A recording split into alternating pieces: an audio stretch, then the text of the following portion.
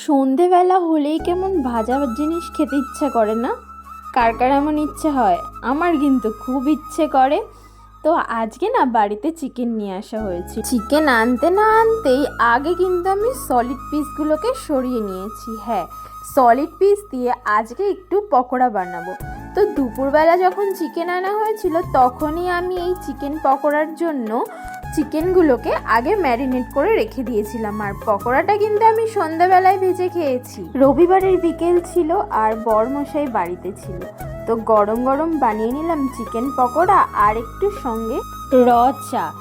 খেতে তো ইচ্ছে করে দুধ চা, বাট এই যে চিকেন পকোড়া তার সাথে আমার বরমশাই আবার দুধ চা খাবেন না, তাই জন্য বানালাম র চা। তাছাড়াও বাড়িতে দুধ আনা ছিল না।